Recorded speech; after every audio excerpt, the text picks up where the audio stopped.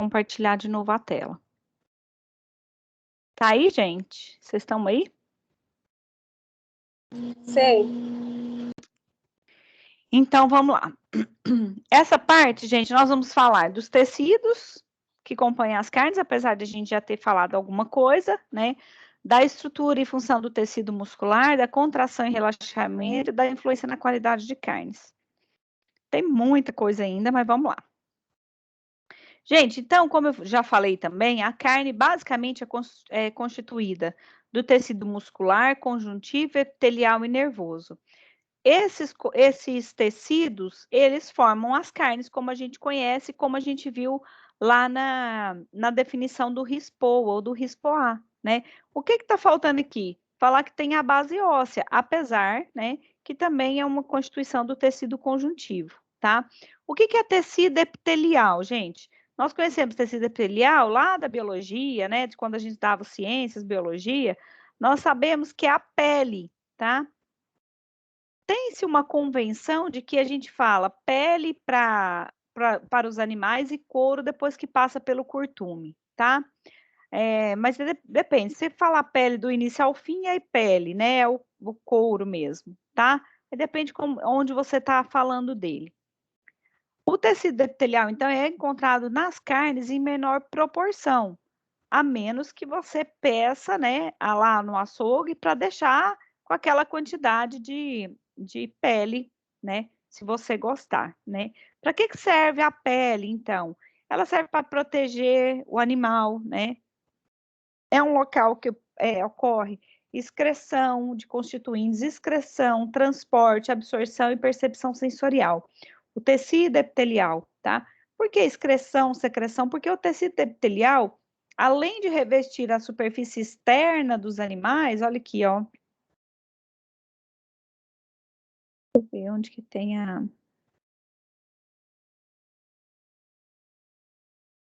Nossa senhora, nem sabia que tinha legenda.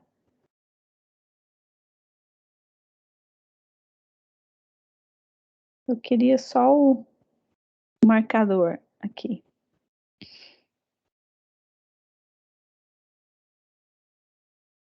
Olha aqui, gente. Além de revestir superfícies externas, também as superfícies externas, por exemplo, associada a vasos sanguíneos e linfáticos, ao fígado, ao rim, aos órgãos, tá? Então, tem tecido epitelial também, né? Que facilita a entrada e saída de nutrientes, tá bom? Para as carnes, é importante porque desenvolve aromas, sabores e crocância, dependendo do produto. Por exemplo, se a gente está falando de torresmo, frango a passarinho, a gente quer que essa pele fique sequinha, né? Fique crocante, tá? Então, são diferentes formas de visualizar a importância econômica, tanto para bovinos, quanto para suínos, quanto para as aves, tá? Aqui tem algumas imagens, né? Pururuca, a pele frita, né, de frango, aqui uma parte, né, um corte assado para vestuários, bolsas, sapatos, cintos, roupas, né? Enfim, então couro e pele, tá? Tem alguém pedindo para entrar, gente? Hugo. Vamos continuar aqui. Então, pessoal, olha, além então do tecido epitelial, a gente tem o tecido nervoso, né? O tecido nervoso, ele passa as informações, né, para que ocorra a contração e relaxamento muscular.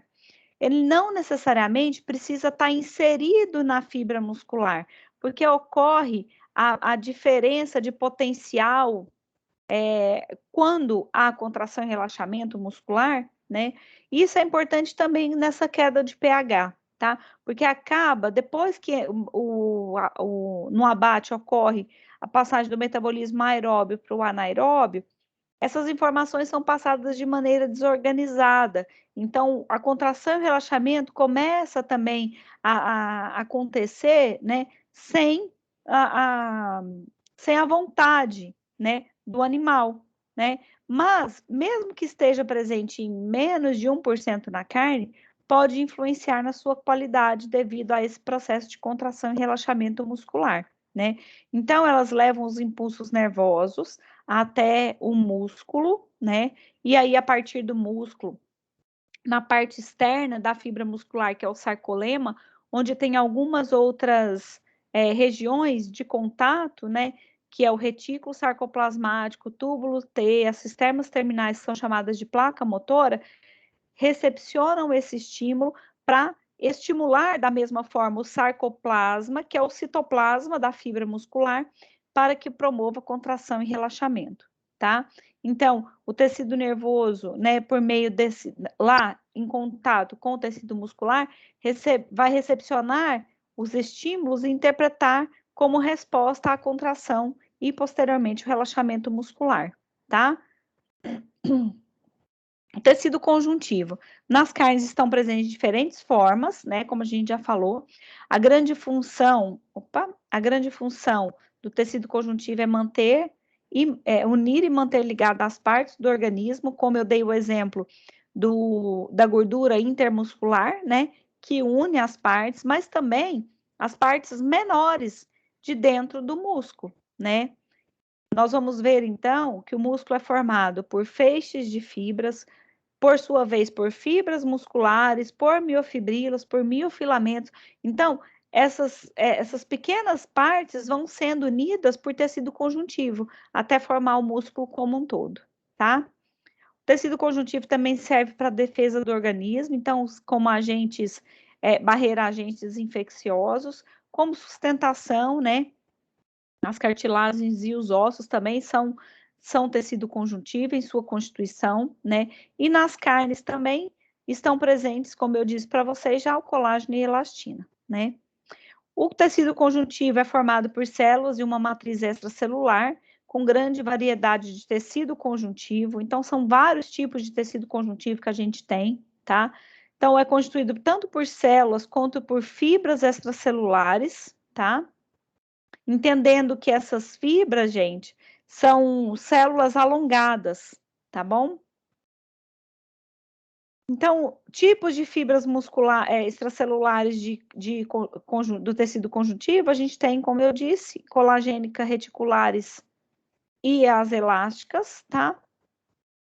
O colágeno, então, é o principal tipo de fibra extracelular, tá abundante no tecido, né, no corpo do animal, compreendendo de 20 a 25% do total de proteínas do corpo do animal.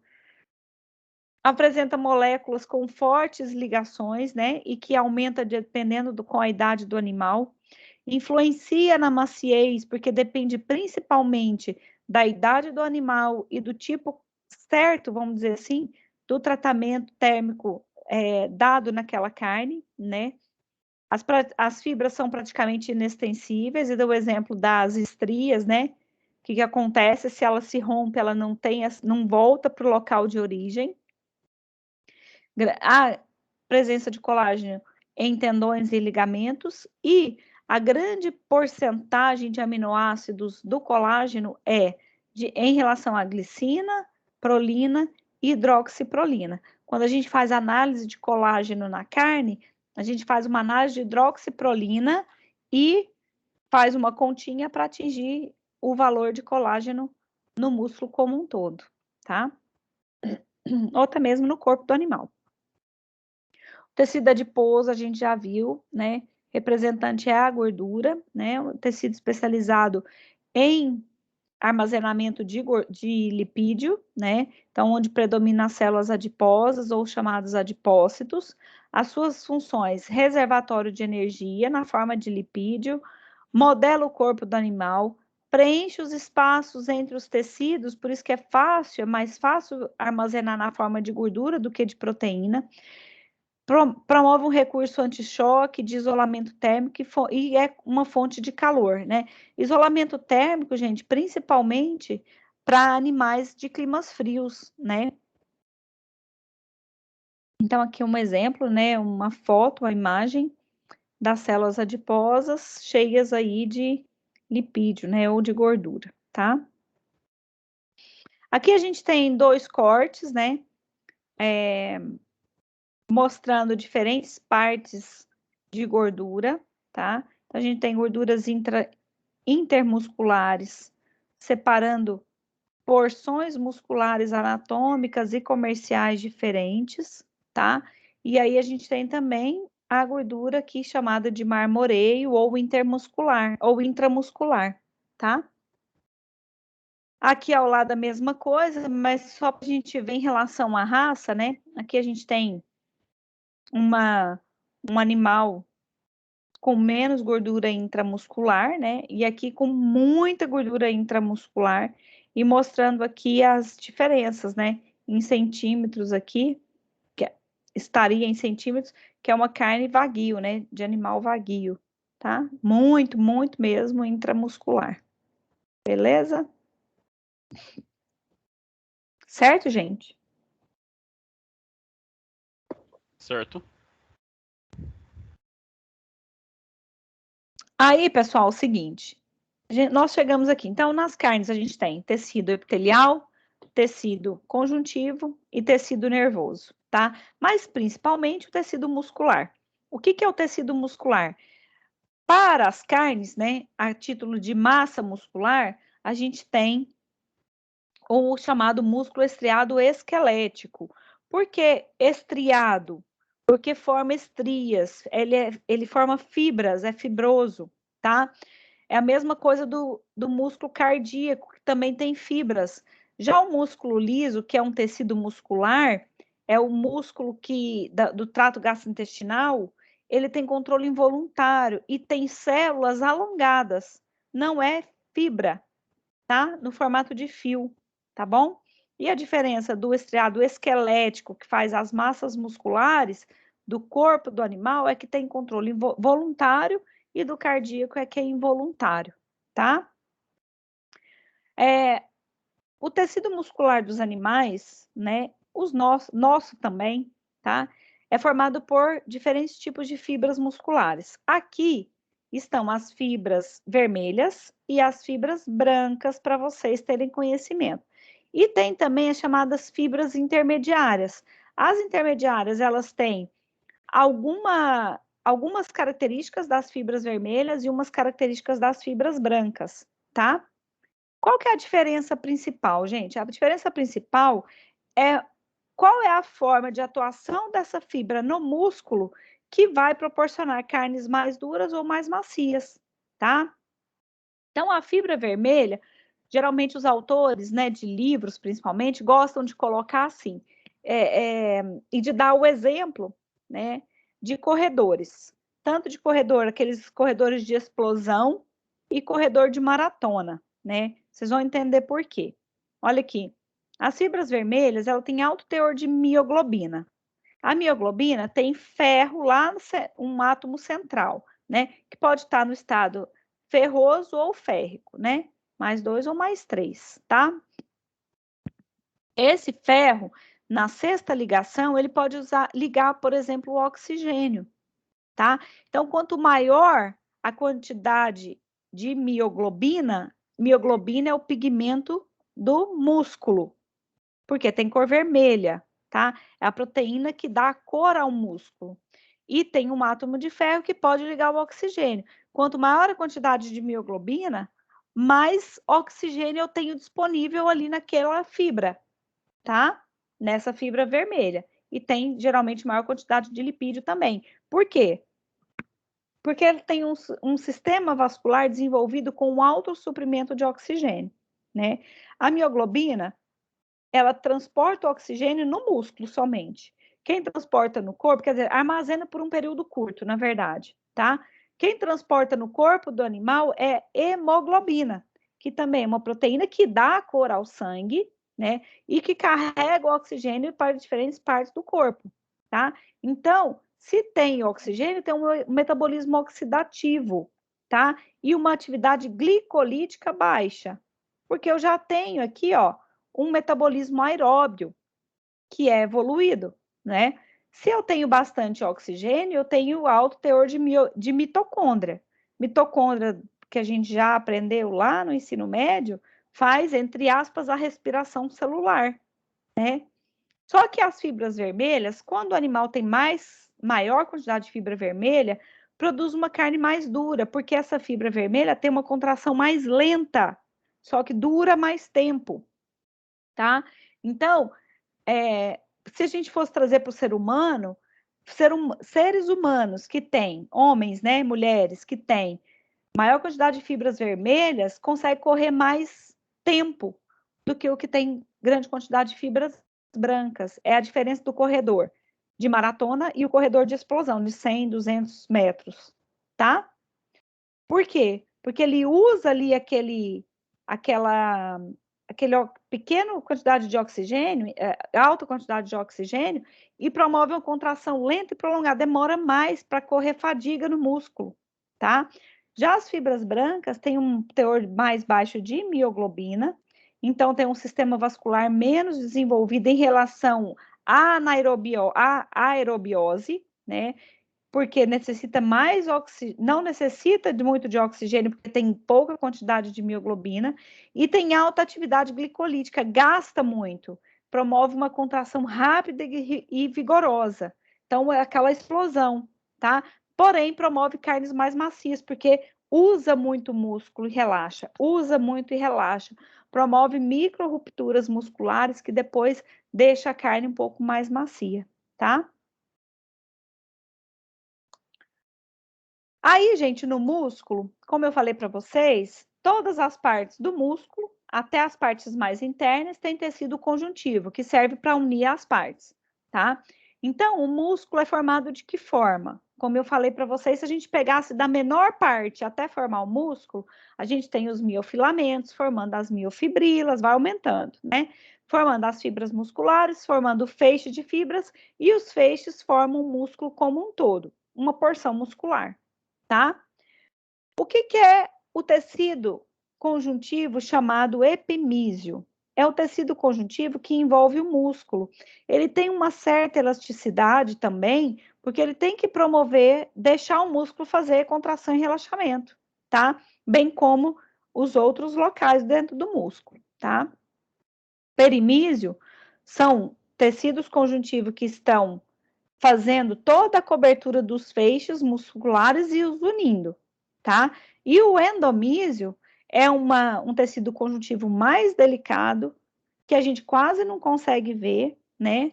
Aliás, endomísio muito difícil, porque eles estão envolvendo as fibras musculares, tá? Se a gente voltasse aqui nessa carne, na verdade, a gente não consegue nem ver os feixes de fibras, tá? É possível quando a gente usa um microscópio. O que a gente está vendo aqui? As porções musculares, né?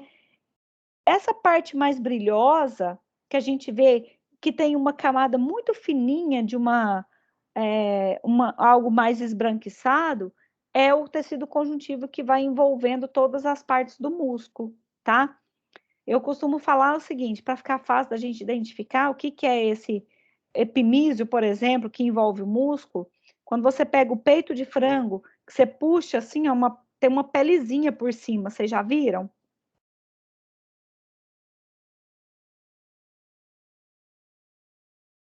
Já viu, gente? Sim. Então, aquilo lá é tecido conjuntivo, tá? É chamado de epimísio nesse caso. E ele dá juntamente com a água, dá esse aspecto brilhoso para a carne, tá? E o endomísio é também, então, é um tecido conjuntivo que envolve a fibra muscular e faz com que ela fique unida, tá? Formando o músculo como um todo. Então, aqui a gente tem uma imagem, olha, aqui tem o osso, né? Vamos lá, bone, né? Aqui tem o osso. Essa parte esbranquiçada aqui é o que forma o tendão, que liga aqui ao osso, tá? Como que forma o tendão, gente? O tendão é formado. Tá vendo que vai acumulando ali tecido conjuntivo, ó, toda essa parte esbranquiçada, e aqui também de fora, que é o epimísio, vai se acumulando e forma o tendão. Então, é um tecido conjuntivo que tem grande quantidade, tanto de colágeno quanto de elastina. Qual é a quantidade? Para a gente saber, tem que fazer análise, tá? Mas sabemos que próximo ao osso a gente tem grande quantidade de elastina, porque precisa ser elástico esse tecido para promover, por exemplo, para a gente poder andar, para os animais poderem andar, tá? Então, aqui a gente tem o músculo como um todo, envolto pelo epimísio, tá? Depois a gente tem os feixes de fibras musculares, tá? Que são, olha aqui, ó, o feixe, aqui tem um feixe, né? De fibras, que é envolto pelo perimísio, tá bom? Então, tá aqui embaixo. E aí, depois a gente tem o endomísio, que está envolvendo cada fibra muscular. Ó, aqui é uma fibra. Ah, professor, mas tem um monte de pontinha aqui, né? Ó, aqui aqui tem um endomísio, certo? E aqui tem um monte de pintinha. O que são essas bolinhas aqui? Que na verdade são essas, só puxou aqui para a gente identificar. São as miofibrilas, tá? E depois essas miofibrilas são formadas pelos miofilamentos, tá bom? Nossa, professora, esse trem de carne, sabia que era tão complicado assim, não. Tem muita coisa que envolve, né? A carne. Então, olha aqui, gente, de outra forma, para a gente chegar nas menores partes, então a gente tem o músculo, o feixe de fibras, né? O fascículo. Depois a gente tem a fibra muscular, aqui o feixe, a fibra, e da fibra muscular a gente tem a miofibrila, tá vendo? E a miofibrila, gente, ela é formada por diferentes proteínas. Essas proteínas atuam como miofilamentos, formando o sarcômero. Ai, peraí, agora eu precisava voltar aqui, né? O sarcômero, gente, é uma parte, se a gente conseguisse ver ao microscópio, se a gente conseguisse ver o microscópio, nós veríamos duas linhas denominadas linha Z, que na verdade é formada também por proteína, tá? Que é essa aqui, ó, que ela vai se repetir por toda a miofibrila, consequentemente por toda a fibra muscular. E ela tem esse formato, por isso é chamado de linha Z, parece um zigue-zague, tá? Então, o sarcômero é a unidade de contração muscular, é onde acontece a contração. Então, vai acontecendo nesses espaços, entre uma linha Z e outra. O que tem entre uma linha Z e outra? Os miofilamentos, tá? Então, o miofilamento, chamado miofilamento fino, é formado basicamente por actina, troponina e tropomiosina. E o miofilamento grosso, formado por miosina. Veja bem, já falando um pouquinho da contração muscular. Quando o tecido nervoso é estimulado a promover o impulso, a levar o impulso nervoso para o músculo, então ele chega aqui, ó, né, no músculo, e vai ter essa interação com o sarcolema, que é a membrana plasmática lá da fibra muscular, né? E, logicamente, por todo o músculo a gente tem essa membrana, tá? Já que ele é formado por fibra muscular. Então, quando chega aqui, gente, junto no sarcolema, tem essa placa motora que eu falei para vocês, que recebe o estímulo nervoso. Quando a célula está estimulada, o retículo sarcoplasmático libera cálcio para dentro do sarcoplasma, o citoplasma da fibra muscular. Esse cálcio, ele vem aqui, ó, e se liga a esse filamento fino. É como se a gente tivesse você tivesse um fio, né? E aí você colocasse um peso nele. Muda a estrutura quando você põe um peso no fio?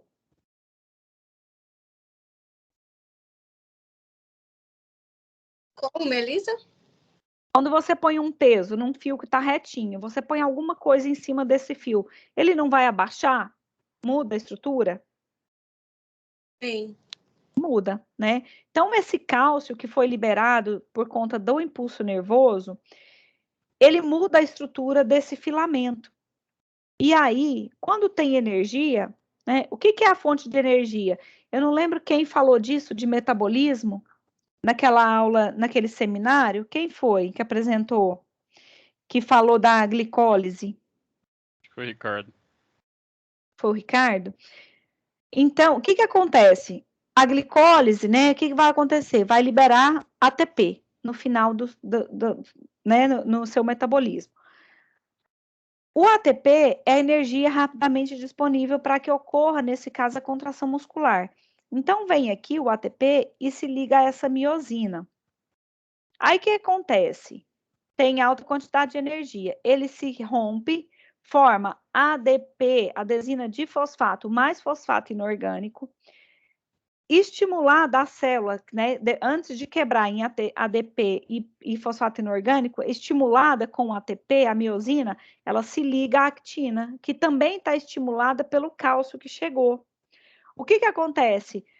O deslizamento da miosina pela actina, o que promove contração muscular.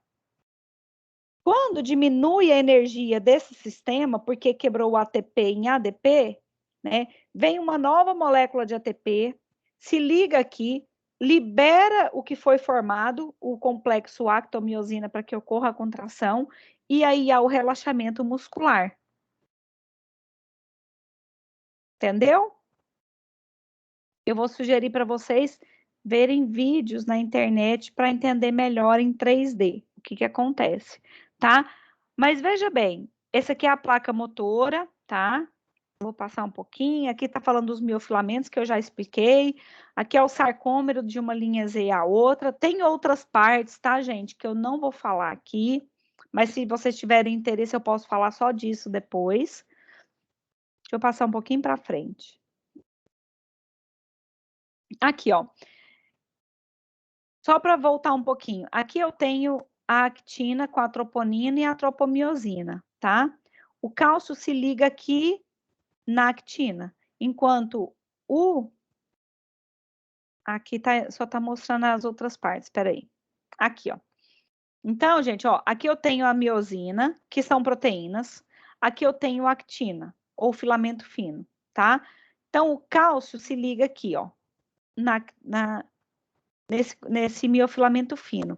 Enquanto o ATP se liga aqui na miosina, tá? Isso estimulado, o músculo estimulado para correr contração muscular, né? Então, ele se liga. Quando volta de novo ATP, então veja, eu sempre preciso, para formar o complexo actomiosina e promover a contração, eu preciso de energia, de ATP. Para desfazer o complexo, eu também preciso de energia, senão ele fica ligado. Veja bem, lá no abate, quando acontece o abate, que o metabolismo era aeróbio e começa a passar para metabolismo anaeróbio, essa fonte de energia vai se esgotar, concorda?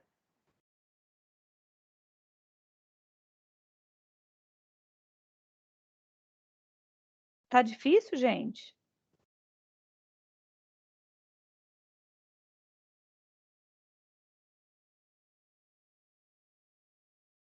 Pessoal, vocês estão me escutando? Sim. Tá difícil? Não muito. Então vamos lá. Eu fiz a pergunta seguinte: percebem que precisa de energia tanto para ligar, fazer o complexo para contrair, quanto para relaxar? Entenderam isso? Quando acaba a reserva de energia, que não tem mais ATP, esse complexo aqui, ó, gente, permanece ligado. Quando ele permanece ligado, o músculo permanece contraído, tá? Como não tem mais energia para desfazer o complexo, ele permanece contraído após o abate, após atingir o rigor mortis, tá?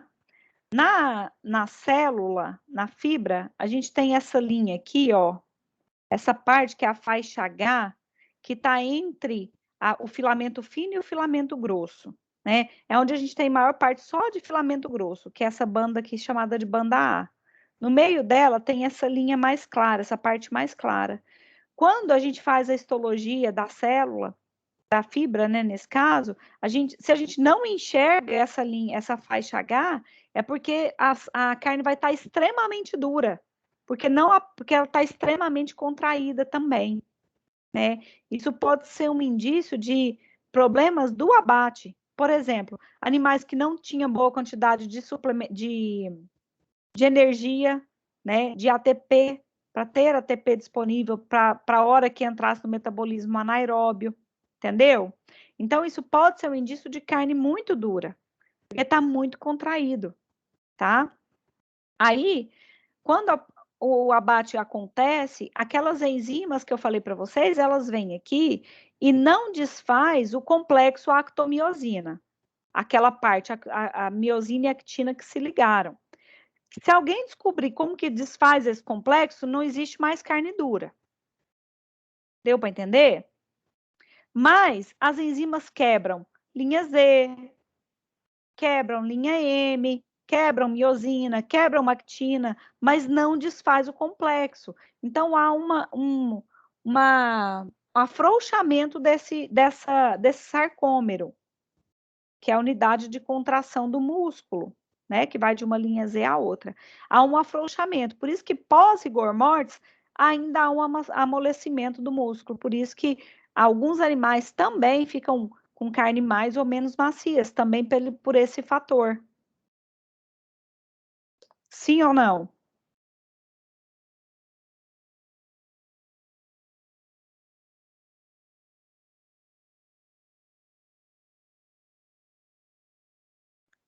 Pessoal, sim ou não? Sim. Quer fazer alguma pergunta? Vocês já viram isso? Não viram isso? Primeira vez?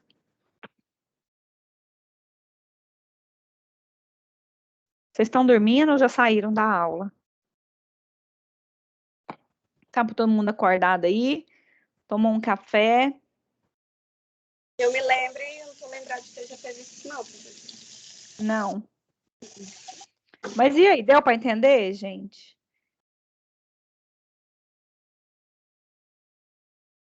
Vocês conseguiram entender um pouco disso aí?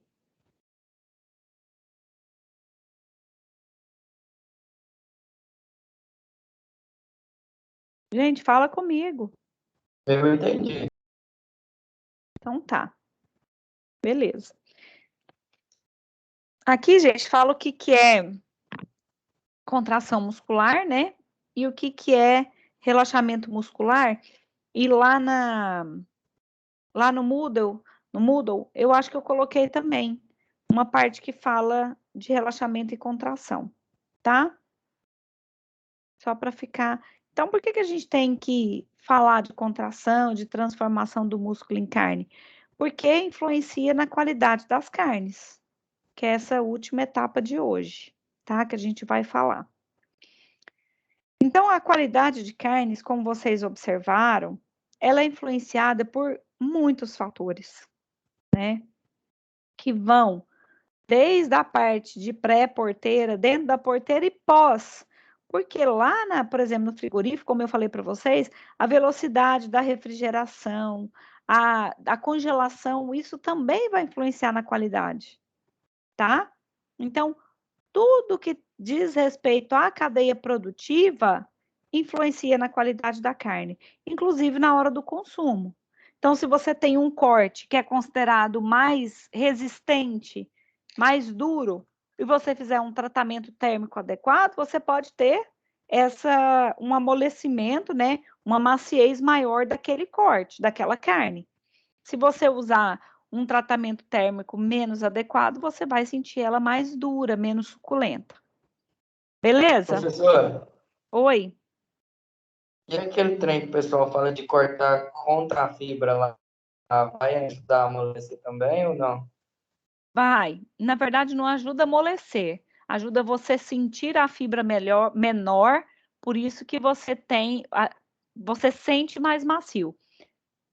Então, logicamente que nenhuma carne tem a fibra assim, né? Por toda a sua extensão, uma do ladinho da outra, porque ela tá assim, ela tem um sentido, tá? Mas não que ela esteja sempre no mesmo sentido. Então, ela tem todas indo para a mesma direção, mas ela pode estar mais inclinada ou menos inclinada.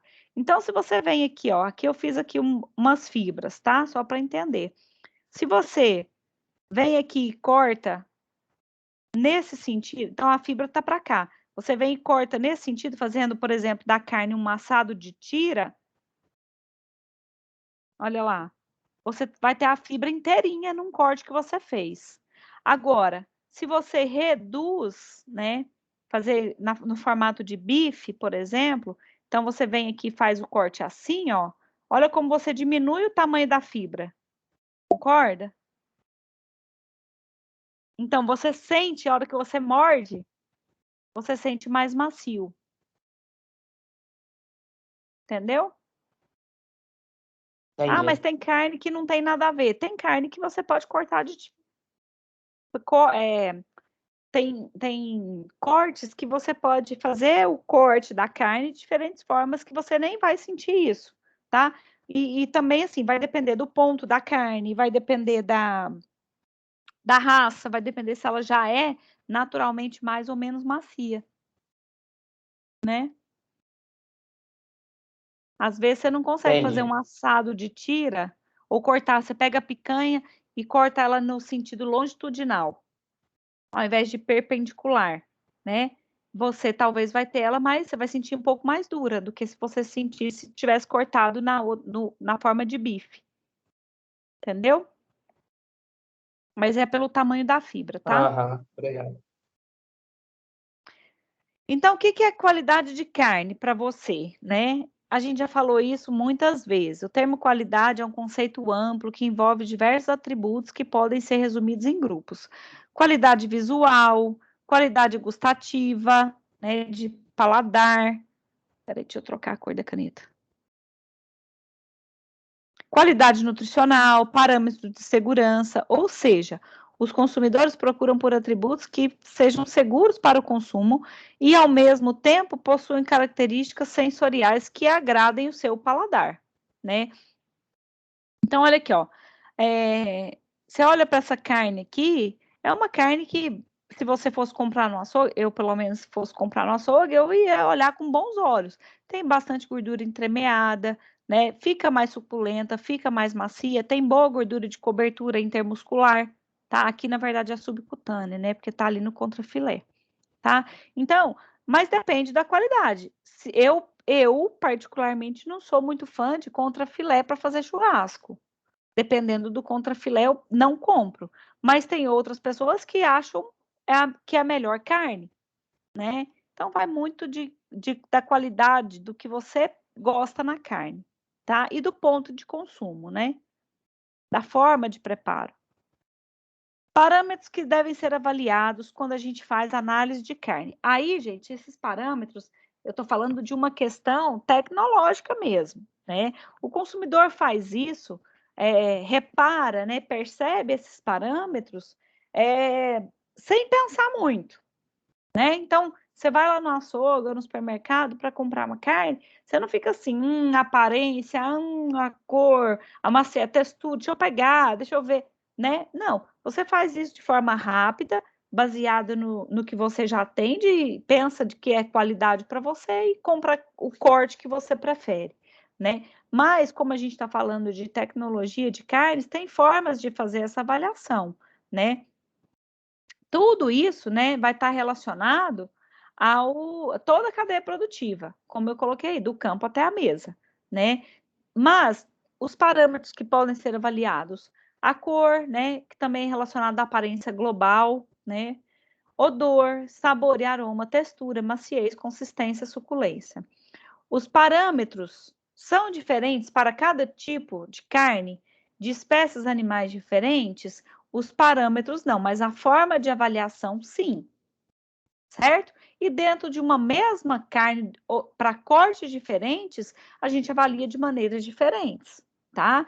Então, se eu tenho uma fraldinha, se eu tenho um filé mignon e um peixinho, você vai ver que são carnes que apresentam estruturas diferentes. Por isso, a avaliação sensorial será também diferente, tá? Para peixes, existem parâmetros diferentes, uma vez que o habitat também é diferente, porque é a água, né? É uma pergunta, mas já é a resposta. Sim, são parâmetros diferentes. Se você quer, você faz uma avaliação de frescor do peixe inicialmente, e não critérios de avaliação de qualidade, né? Que, na verdade, trata-se de qualidade, mas são parâmetros para verificação do frescor, né? Como a profundidade dos olhos, o brilho nos olhos, nas escamas, se elas estão bem aderidas, são vários parâmetros avaliados, tá? Você usa esses parâmetros para comprar a carne, para comprar um pescado? Você usa, né? Mesmo que não sabendo o que você está usando, né? O que você avalia na carne in natura? É diferente do que você avalia na carne que passou por um tratamento térmico? Você avalia de maneiras diferentes e avalia parâmetros diferentes, certo? Sim ou não? Sim. Certo. Tem gente aí? Mais alguém? Gente, a cor da carne fresca, então. O primeiro parâmetro. A cor, os diferentes artigos, né?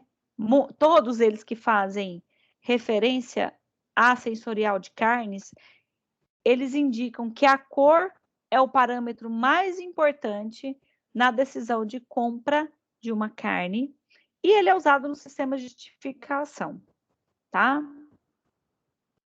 Aí a gente tem parâmetros de tipificação diferentes para observar a cor de carnes, tá? Por que isso, gente? Porque dependendo... Liz, Oi? isso é verdade. Eu tenho muito preconceito com carne suína mais escura. Não gosto. Então, é exatamente o que eu ia falar. Gil Kenner que falou. Isso. A gente quer... Por exemplo, você vai comprar uma carne bovina, você espera que a carne bovina seja avermelhada, que tenha um vermelho brilhante, não é? Algumas pessoas que na carne bovina enxerga ela um pouco mais escurecida, você já acha que não tá legal, né? E na carne suína a mesma coisa, a gente quer uma cor rósea da carne, rosa, né? Quando ela tá mais escurecida ou mais pro lado do cinza ou mais pro lado de um vermelho, você já acha que é ruim. E realmente pode ser um parâmetro de identificação, por exemplo, de uma carne PSE e uma carne DFD, tá? Eu vou adiantar já, tá? Deixa eu ver se tem aqui na apresentação. PSE e DFD. Aqui tem, ó. Esse aqui tá escrito que tem um texto no Moodle. Eu não coloquei, não, mas se vocês quiserem ler, tem muita coisa também, inclusive na internet, que fala de carne PSE e DFD. O que é a carne PSE? Olha esse gráfico aqui. Carne PSE, eu falei para vocês que o fenômeno principal na transformação do músculo em carne para que ocorra o rigor mortis é a queda do pH, tá? O pH normal no corpo do animal é 7. pH neutro, tá? Veja bem, quando eu tenho uma carne normal, olha aqui, essa primeira linha, o que acontece? O pH, ele vai caindo de acordo com um tempo específico. Para suínos, esse tempo varia de 12 a 24 horas. Para bovinos, de 24 a 48 horas. Para aves, até 8 horas. E para peixes, 40 minutos, mas depende muito do tamanho do animal, tá? Principalmente para peixe, depende muito do tamanho do animal. O que é rigor mortis? Falando em peixe, a gente lembra fácil. Sabe quando você tira o peixe, né? Se não todos, a maioria já pescou, né? Quando você pesca e tira da água, ele começa a ter, primeiro, movimentos muito agitados, porque sai do seu habitat natural, né? Depois, com o tempo, ele começa a ficar mais lento, até que promove a morte, às vezes, até natural, né? Porque foi pescado. Se você tira da água, com o tempo, o que acontece com esse peixe? Fica durinho. Já viu?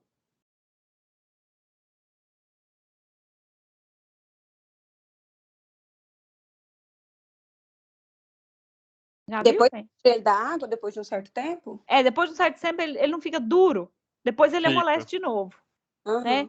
Essa hora que ele fica bem duro é o rigor mortis, é a rigidez cadavérica. É quando, por exemplo, aqui não é de peixe, tá? Esse aqui é carne bovina. Mas olha aqui, ó. Aqui, quando atinge esse pH aqui, que é o pH final, é quando a gente tem o rigor mortis. Então, ele fica duro, porque está contraindo ao máximo, tá? E não tem mais ATP para desfazer aquele complexo, a actomiosina, tá? Mas veja bem que voltando. Carne PSE, a carne normal, então ela tem uma queda que varia de um tempo para cada espécie animal, tá? Olha aqui, ó. Quando você observa que na primeira hora, ó, na primeira hora, após o abate, que você tem uma queda muito acelerada e acentuada do pH nessa primeira hora, então veja, o pH sai de 7, olha aqui, ó, para 5, sei lá, 5,8, 5,7, né? Muito rapidamente, que deveria ser o pH final, eu vou ter no final uma carne PSE com pH muito baixo, né? Por que que acontece isso? Olha, eu tinha bastante reserva energética nesse caso, porque o pH cai, né? Então eu tenho reserva energética, porém, naquele momento do abate, o animal pode ter passado por um estresse tão violento, tão forte, que acentua a glicólise, a quebra da glicose. Então cai rápido o pH. O que que vai acontecer, né? E isso eu tô falando da cor, tá, Gilkene? Você que perguntou. O que que acontece? Quando eu tenho essa queda acelerada na primeira hora do pH, que atinge valores, vocês lembram que a proteína tem o que a gente chama de ponto isoelétrico? Vocês lembram de ouvir falar de ponto isoelétrico? Não, tô lembrado Não? não. Ponto isoelétrico, toda proteína apresenta esse ponto isoelétrico. O que é o ponto isoelétrico? É onde eu tenho número de cargas positivas iguais ao número de cargas negativas, tá? Então, ali encontra-se, entre aspas, eletricamente neutro. É onde eu tenho a proteína ligando nela mesma e ela não liga à água. Por quê? Por conta do pH que está ali, das cargas energéticas que estão ali na proteína, tá? Então, o que é que vai acontecer? Essa carne PSE, eu falei que ela não segura água. Então, ela perde água. Quando ela perde água, ela perde mioglobina. O que que é a mioglobina? É o pigmento que dá a cor ao músculo, certo? E quando perde água o músculo, o que que acontece no músculo? Ele fica flácido. Então, ele fica aquele molengão que você põe na mesa, é aquela carne que abraça a mesa onde ela está. Ela cai, ela despenca, tá? Então, ela fica clara, flácida e com liberação de água. PSE, Pale, Soft e Exudative, que libera água. Certo? É, Gilkene, essa carne aqui, ó. Aquela que, na verdade, aqui é ruim de olhar, mas é aquela que fica mais acinzentada, sem cor rosa. Aqui, ó. Tá? Olha como ela é flácida. Verifica essa parte de baixo. Essa é uma carne, a primeira que é a normal, tá vendo? Aqui, olha como ela é flácida aqui, como ela debruça na própria carne, no próprio músculo, tá? Isso acontece, a PSE acontece mais em frango, em aves e suínos. Agora, a DFD, olha aqui, ó, e a liberação de água é grande, tá vendo? Por isso que ela perde cor. Agora, a DFD é quando o animal vai para o abate já cansado, com muita fadiga muscular, que não tem glicose disponível para que promova uma queda do pH ideal. Olha aqui, aqui seria uma queda ideal, certo? Aqui, olha o que acontece. Sai de um pH 7, demora demais para atingir o pH, que seria o ideal aqui, 5,7. Ele não cai nesse pH, fica para cima, porque não tem glicose sendo transformada em ATP e depois, né, formando ácido lático suficiente para promover a queda, que seria aqui, necessária. Aqui já passa do pH ideal, ó. pH ideal seria aqui. PSE cai a mais. Aqui cai pouco, o pH. O que que acontece? É essa carne aqui, ó. A carne acumula água, porque está muito longe do ponto isoelétrico. O que que acontece? Essas cargas acumulam água, seguram a água que ela tem, né? Não é de tudo ruim, mas tende a ficar rígida e desidrata, rígida, escura demais e desidrata na superfície, porque a água fica acumulada na fibra e não fora dela, aquela água ligada e água livre. Lembra dela? Então dá essa cor aqui, ó. Então é essa carne que você falou que não gosta, Gilkene. Fica essa cor muito escura. Ou descolorida, que é o caso da PSE, tá? Deu para entender? Essa aqui é a PSE. Conseguiu entender? Os Sim. dois casos aqui são anomalias, gente, de cor, principalmente, né? E que tem a ver com o estresse do animal, tá? Por isso, as técnicas de bem-estar animal são extremamente importantes e comportamento animal. E tem outra coisa, essas características da FDA e PSE, não é que a gente não pode consumir essa carne, tá? Podemos consumir tranquilamente. Não é uma carne ruim para consumo, mas veja bem, uma carne que libera muita água, que fica aquela agueira solta, pode ser um ponto de contaminação. Ao passo que a que segura muita água também pode ser um ponto de contaminação interna, né? Então E outra coisa, pode aproveitar de forma industrial? Pode. Eu quero elaborar um produto de carne suína, por exemplo, que eu preciso que libere água, um salame italiano. Ele tem que ter suculência, mas ao mesmo tempo tem que liberar a água que está livre. Eu posso usar uma carne PSE, porque ela vai liberar água, a proteína não vai segurar.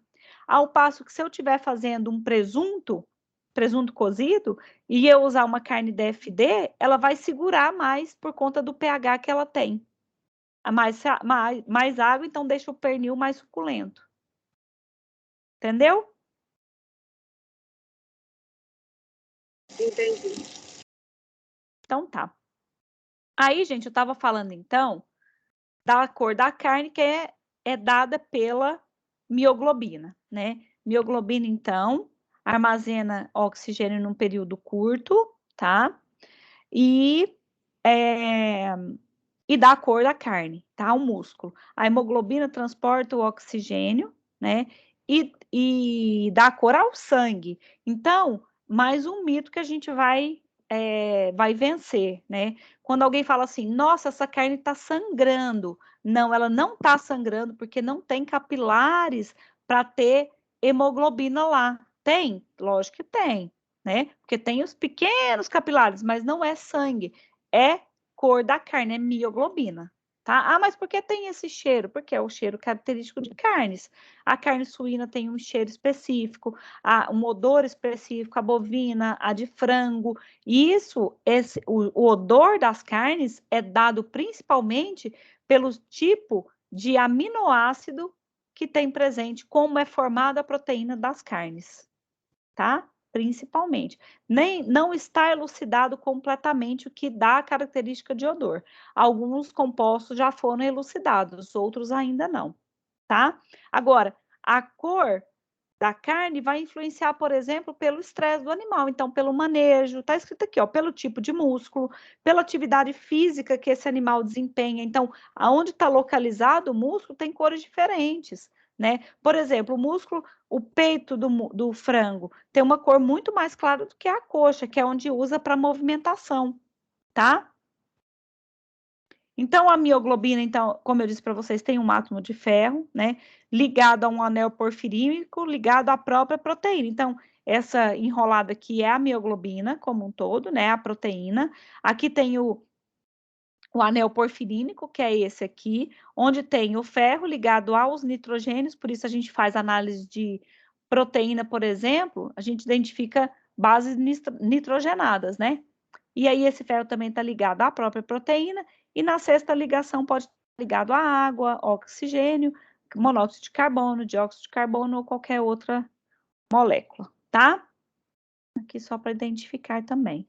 E aí, gente, esse ferro que está lá, e o estado que está a carne, vai modificar a sua cor, tá? Eu vou começar aqui a falar da mioglobina reduzida, tá?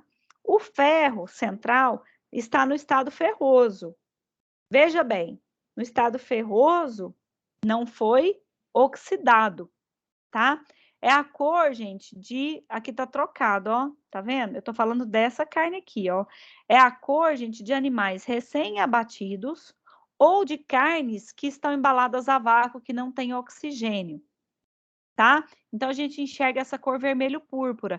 Então, o ferro não está oxidado, está reduzido. O ligante na sexta posição é a água e a proteína não está desnaturada, tá?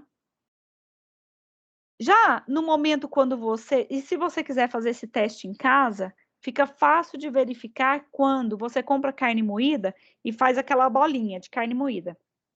né? Você pega aquela bolinha de carne moída e põe em cima ali da tábua e deixa uns 20 minutos. Ocorre o que a gente chama de blooming, que é quando a mioglobina, né, na verdade o ferro, começa a ligar o oxigênio. Quando ele liga o oxigênio lá na sexta posição, desenvolve na carne essa coloração vermelha, vermelho brilhante, ou que alguns chamam de vermelho cereja, vermelho vivo. Na sexta posição está o oxigênio. E a mioglobina, a proteína que forma a carne, né, as fibras musculares não estão oxidadas, elas estão oxigenadas. Então, se você quiser fazer o teste, põe lá a carne moída, deixa 20 minutos mais ou menos.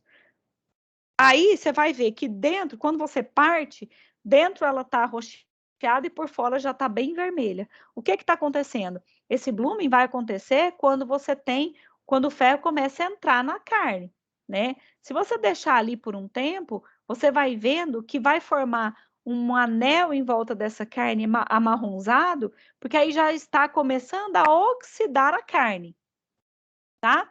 Aí essa oxidação, o ferro vai começando a ligar a água de novo, porque ele já perde a capacidade de ligar o oxigênio. O estado do ferro torna-se ferro, porque ele está oxidando, e aí a gente começa a enxergar a carne de uma coloração marrom, né? Então, é o que forma, o pigmento formado é a metamioglobina, né? O vermelho púrpura é deoximioglobina ou simplesmente mioglobina reduzida, e o vermelho brilhante, oximioglobina ou mioglobina oxigenada, tá? Na carne, tem todos os três, essas que a gente compra, porque já tem tempo que foi abatido, tá? Mas a gente enxerga com colorações diferentes porque você manteve um processo de armazenamento no qual não ocorreu ainda o processo de oxidação. Se você começar a enxergar marrom, é porque já tem de 50% a 60% de metamioglobina formada, tá? Quando ela tá marrom, é porque já tem mais de 70% de metamioglobina, de mioglobina oxidada naquela carne. Aí, gente, esse processo de oxidação também promove oxidação lipídica, odor de ranço na carne, crescimento de micro-organismo, tá? Tudo isso vai influenciar também. Beleza?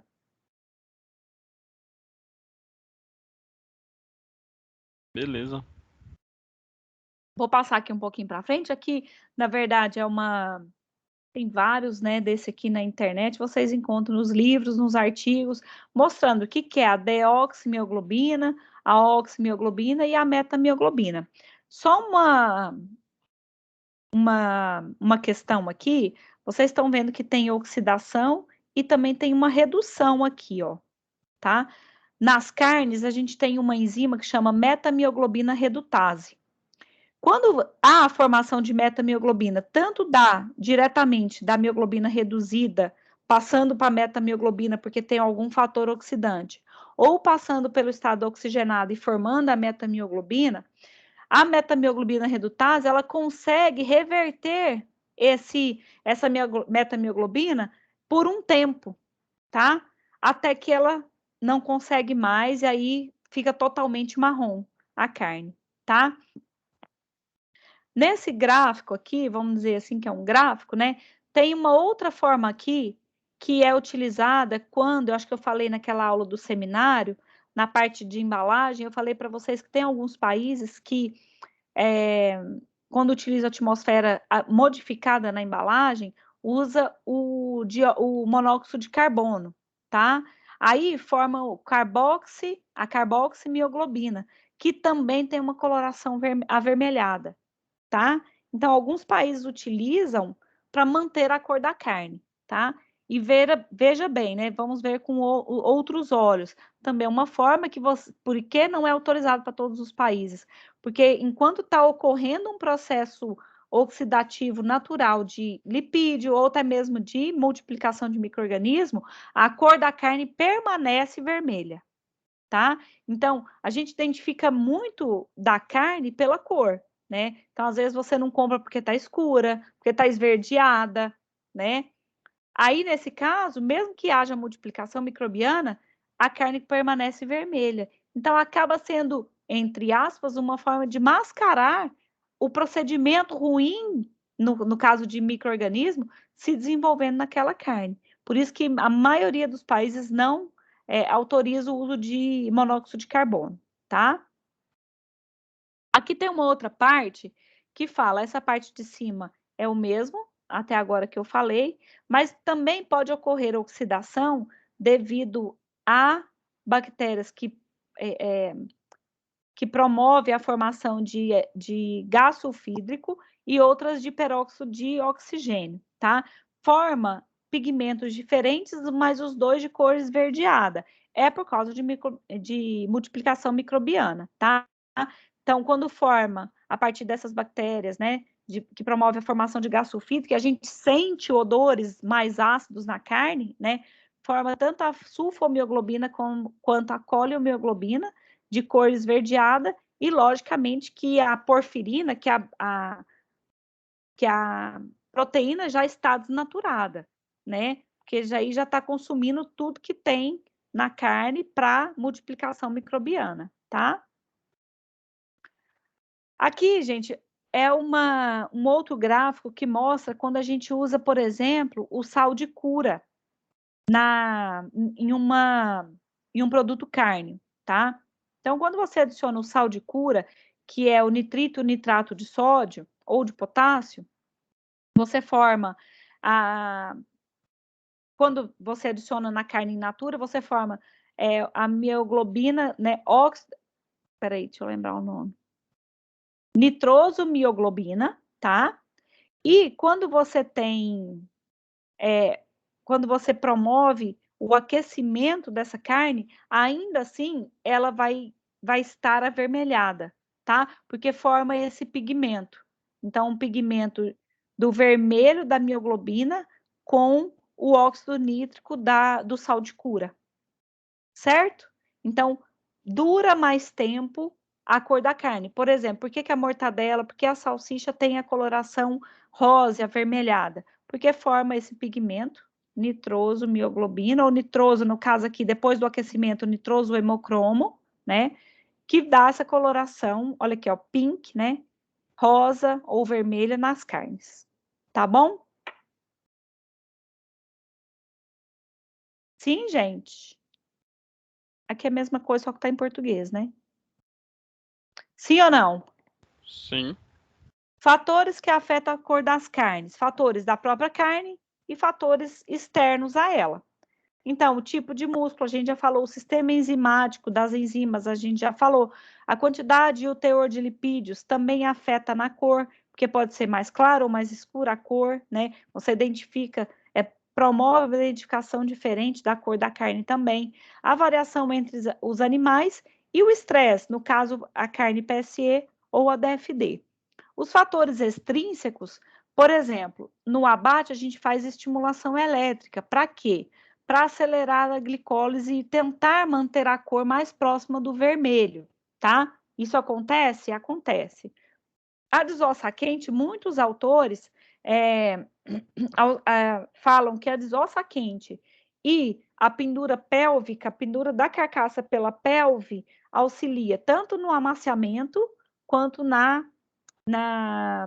promoção, né, no prolongamento da cor avermelhada da carne, principalmente bovina, tá?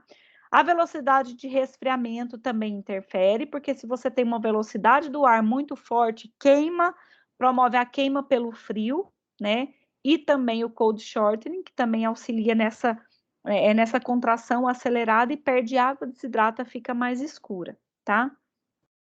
Gente, eu tô falando mais rápido, mas se vocês tiverem alguma dúvida, me para, tá? A temperatura perde a cor, tanto é que promove a desnaturação, né? Tanto muito frio quanto muito quente, tá? A luz promove descoloração e aparecimento de manchas, porque é oxidante, e a pressão parcial de oxigênio, o oxigênio, por exemplo, na embalagem ou na carne que você deixa ali para fazer o churrasco, vai promover tanto a oxidação do pigmento quanto a oxidação lipídica. Beleza? Pode me perguntar, gente. PSA e DFD eu já falei, vou passar. E formas que a gente pode fazer medição de cor, pode ser subjetivo, que é a análise sensorial, né? Fazendo diferentes testes sensoriais, aí a gente tem vários testes que podem ser utilizados. E os métodos objetivos ou métodos físicos utilizando o colorímetro, né, ou os espectrofotômetros, e aí vai depender do que você utiliza e qual a escala utilizada. Beleza? Sim ou não? Beleza. Eu não sei se essa aula vai ficar gravada, gente. Mas, enfim, vamos tentar, né? Ocorre também nas carnes, gente, esse fenômeno que chama iridescência ou iridescência, tá? Eu coloquei aqui a bolha de sabão, que é o mesmo procedimento para que ocorra essa diferença de cor, tá? Na bolha de sabão, quando você faz, você tem água com uma parte lipídica. Nas carnes, principalmente no lagarto,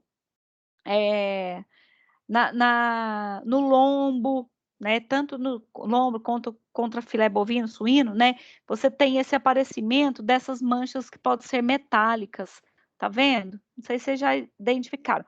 Pode ser contaminação microbiológica, pode, mas pode ser esse fenômeno também. Quando você tem dependendo de como, né, ocorre a incidência da luz na carne, como ela vai sair, né, quando ocorre a refração da luz, né, e a difração, então quando ela incide na carne, quando ela sai da carne, promove essa diferença de coloração, tá? Se às vezes você mudar o ângulo de olhar, essa cor pode até sumir para você, tá? Mas veja bem, olha como a luz está incidindo. Tem que ter água, tá?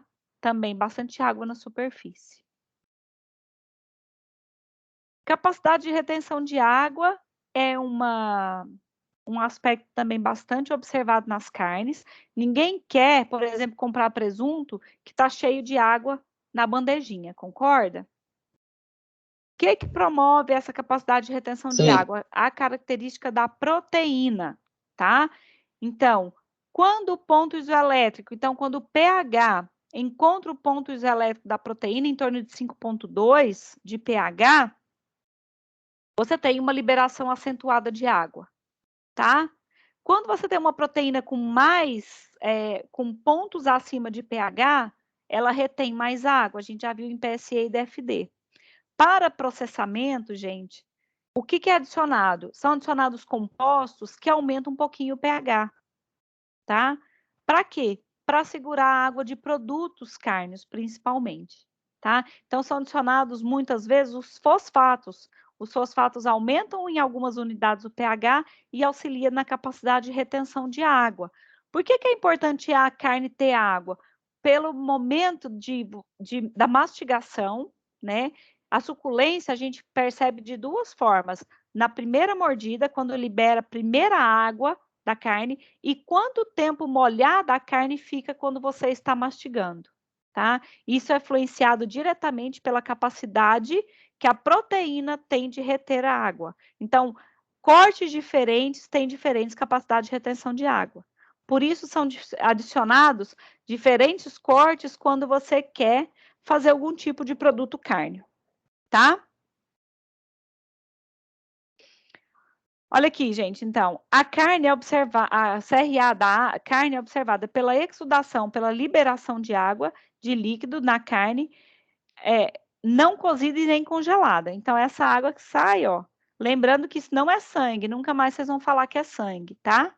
Pela exudação de líquido, drip, né, a quantidade de água que sai, típica da carne descongelada, por exemplo, e pela oxidação da carne cozida também, tá? Então, logicamente que se você está congelando e descongelando, como a gente já falou, né, pelo tamanho do cristal de gelo formado, pelo tipo de cozimento, se você faz hambúrguer ou faz um bife e fica amassando a carne, você está liberando mais água. Se libera mais água, menor a suculência, mais você vai entender que a carne está dura, né? Ou emborrachada, como alguns costumam falar, tá? Para aumentar a capacidade de retenção de água, o pH tem que ser mais elevado. Isso acontece naturalmente em algumas carnes, por exemplo, na DFD, ou numa carne normal, né? Agora, quando você tem, por exemplo, alguns aditivos que podem ser adicionados, que não modificam o sabor, você adiciona e aumenta o CRA das carnes, tá? Da capacidade de retenção. Ah, mas em casa, professora, se você colocar sal, né, você tempera, você aumenta, diminui a capacidade de retenção de água, porque aí o sal promove, né, por osmose, ele começa a se ligar à água, que está ligada à proteína, e aí começa a sair água da carne, tá? Então, você quer fazer um hambúrguer mais suculento, ao invés de temperar o hambúrguer, você deixa para colocar o sal só na hora de fritar ou de grelhar o hambúrguer, por exemplo, tá? Aqui a gente tem parâmetros de marmoreio e também de cor para cor de gordura, tá? Então, a gente tem notas que são atribuídas, isso é feito, gente, na área de olho de lombo, né, no contrafilé, que é cortado no bovino entre a 12ª e a 13ª costela, e no suíno pode ser entre a 9ª e a 10ª costela, tá? Aí faz um corte transversal, e aí você vai ter a área de olho de lombo, você faz as características ali, de cor de marmoreio, quantidade de marmoreio, espessura de toucinho ou de gordura subcutânea, tá? Isso serve para tipificação e também, muitas vezes, para auxiliar no processo de compra de carne, de venda de carnes, tá? Dentro do processo de tipificação. Aqui a gente tem um outro parâmetro que dá o Ausmeat, né? A Ausmeat é da Austrália, tanto de cor quanto de marmoreio, para carne bovina. Aqui a gente tem padrão, né? Do Pork Council, né, da National Pork Producer Council americana, para cor de carne e cor de gordura, tá? E marmoreio. E aí a gente tem aqui também mostrando o que é uma carne normal, DFD e PSE, tá? Aqui é mais recente essa utilização aqui pelo USDA, né? Então, Estados Unidos, que usa diferentes tipos de marmoreio, abundante, moderado e escasso, né?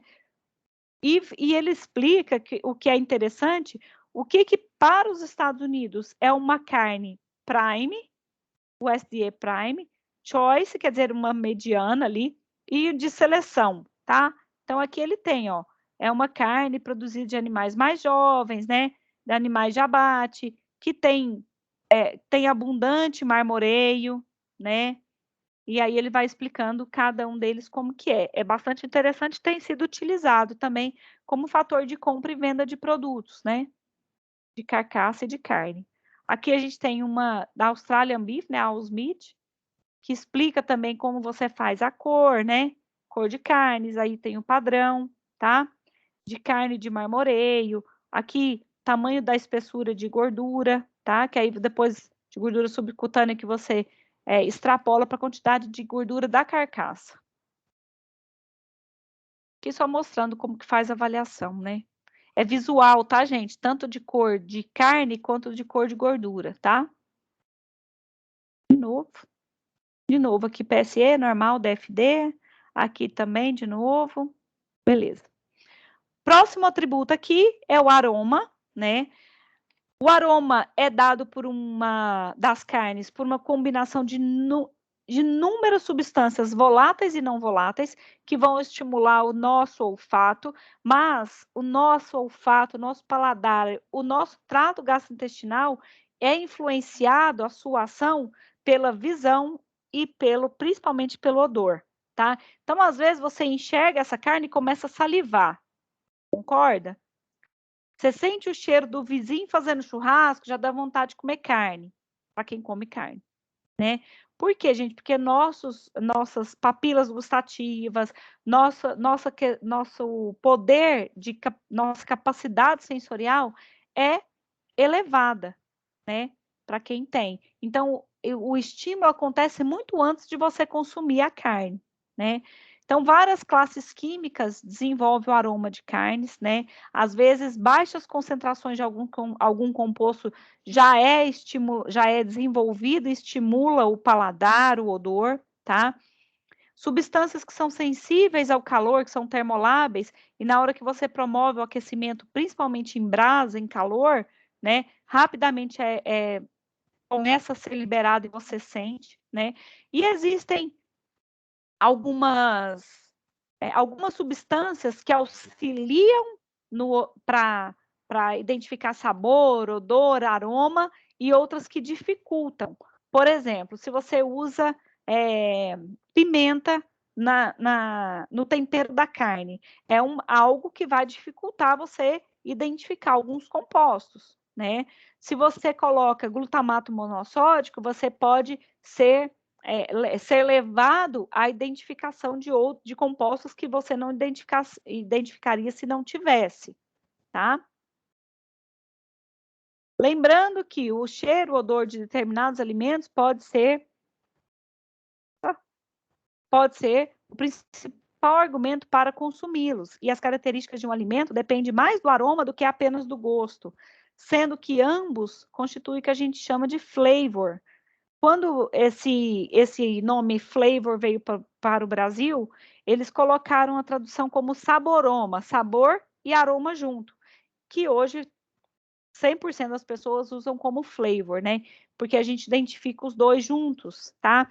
Sabe quando o pessoal toma vinho e faz assim, ó, fecha a boca? O que eles estão fazendo? Liberando os voláteis para ocorrer uma sensação retronasal, então da boca para o nariz desses voláteis, e aí você consegue identificar esse flavor do alimento, tá?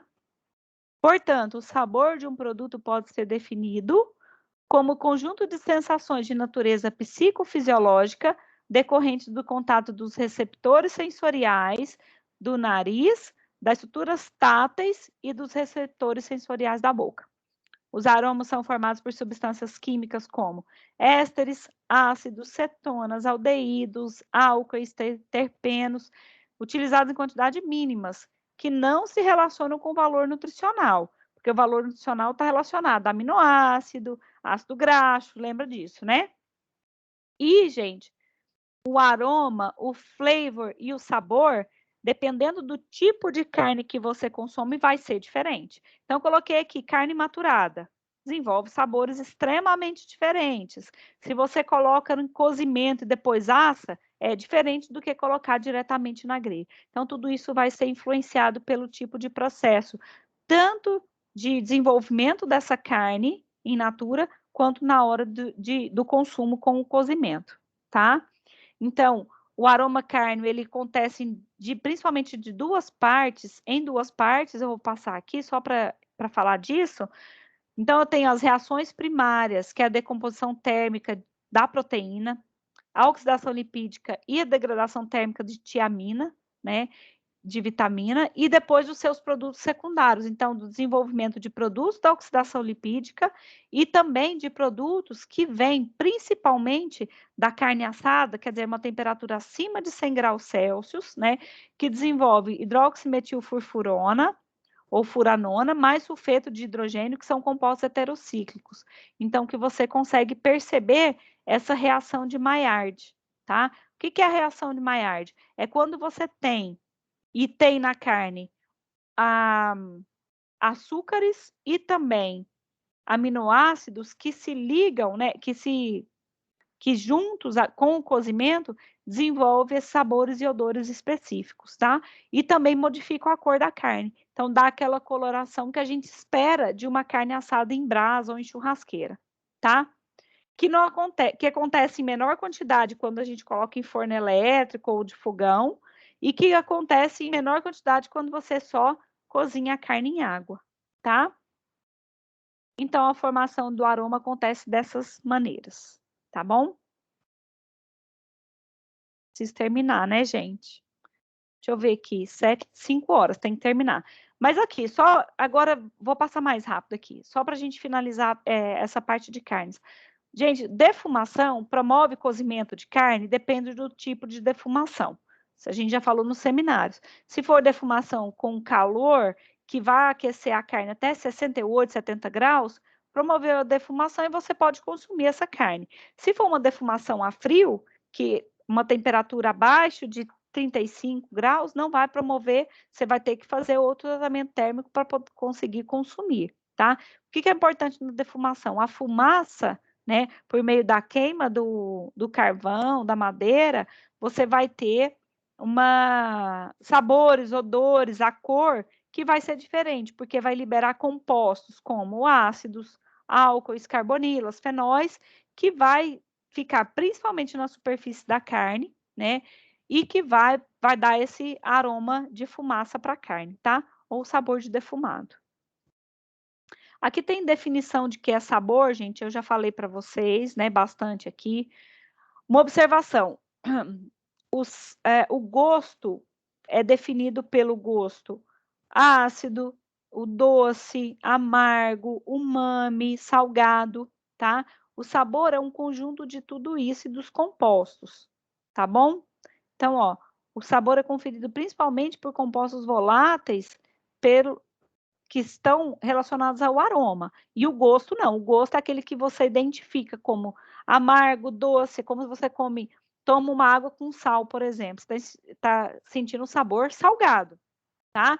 E não o aroma de sal. Entendeu? Sim ou não?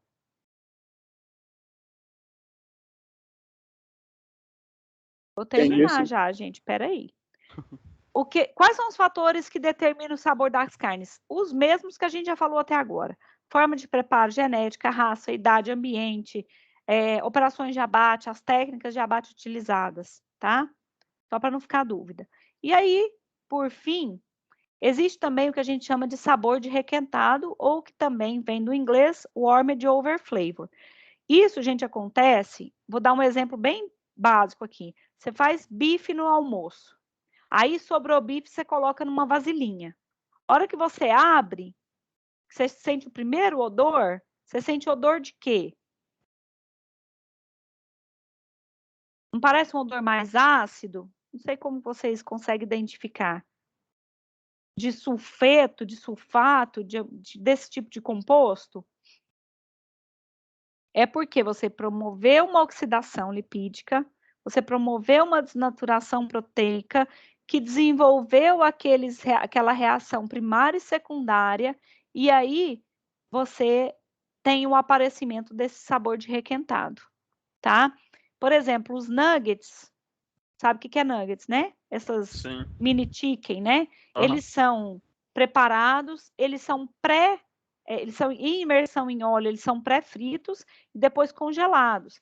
Mas aí, tanto no óleo de imersão, né, de fritura, quanto no próprio, na própria massa, na farinha de empanamento, é utilizado compostos para evitar a oxidação, para não aparecer sabor de requentado, tá? Isso acontece mais facilmente, né, onde a gente tem uma oxidação lipídica mais acelerada, tá? Então, acontece mais em peixes e menos em ovinos, tá? Quem promove a oxidação lipídica, né? Quem são os promotores de oxidação? Luz, metais, calor, o sal, alguns outros compostos utilizados como temperos, alho, cebola, tá? Na verdade, promove mais a oxidação do pigmento, não a lipídica, né? Como que a gente previne? Utilizando principalmente algum antioxidante, né? Então, olha aqui, a gente tem vitamina E, BHA, BHT, TBHQ, são alguns compostos para evitar a oxidação. E aí, muitas pessoas usam as ervas e as especiarias, né? Que aí dá uma mascarada no sabor de requentado, tá? Previne também excluindo o oxigênio, excluindo a luz, adicionando fumaça, pimenta, leveduras, né? Dependendo do que você usa, extrato da levedura, açúcares redutores, uma condimentação forte, então hambúrguer sabor mexicano, tá? Que já foi pré-frito, esses hot pocket, que são sanduíches que vem pronto, né? Utiliza na formulação algumas dessas variações aí. A suculência a gente já falou, não vou falar de novo, tá? Impressão de molhado e da manutenção da suculência, quanto tempo fica molhado, né? E, por fim, a maciez. Eu acho que a gente para, né, gente? Maciez é bem pouquinho, mas demora bastante para falar. Eu vou parar aqui. Na próxima aula, eu falo da maciez para vocês, pode ser? Porque já são, deixa eu ver, 17h10 e já tem muito tempo de aula. Pode ser, gente? E eu Pode mando ser. também alguma coisa para vocês lerem sobre maciez, tá? Pessoal, muito obrigada por estarem na aula, tá? E eu vou colocar atividades para vocês para entregar daqui em uma semana, tá bom? Se eu colocar hoje à noite, aí eu vou relacionar o tempo, tá? Se eu colocar amanhã cedo, eu vou dar os 7 dias normalmente para vocês entregarem. Tá bom? Tá bom então, E professora. outra coisa, tem prática para vocês fazerem. Então, eu vou pedir para vocês assistirem aos vídeos e elaborar o produto de vocês, tá? Pode escolher 2 daqueles produtos e elaborar. Vocês vão ver que vai ter uma forma mais fácil ou mais difícil de fazer. Então, dá uma olhada lá e me pergunta se tiver dúvida. Pode gravar, pode tirar a foto e fazer o relatório, Certo, então são tá? duas práticas, né? 2 2 práticas. produtos. Sim, exatamente. Se tiver dúvida e vocês quiserem fazer lá no laboratório, vocês podem me chamar, eu vou lá com vocês e faço, tá? Não, beleza. Beleza, gente? Certinho. Então, até semana que vem. Fica de olho no Moodle, eu mando também para vocês no WhatsApp. Tá bom então, obrigado, professora. Tchau, gente. Boa tarde aí. Bom finalzinho de tarde. Obrigado, senhora também. Tchau, Tchau, professora. tchau. Tchau, gente.